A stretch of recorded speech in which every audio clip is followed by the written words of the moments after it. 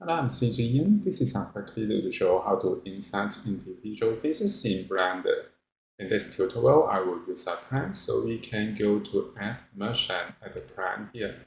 Go Subdivide, and then we can go to Edit Mode. I want to add the geometry, so we can use right-click and use Subdivide, and open the Subdivide panel. We can add geometry.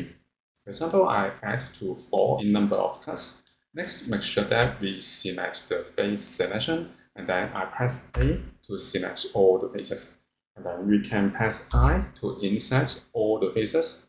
Now we can click to apply it. If we press E, we can extrude it.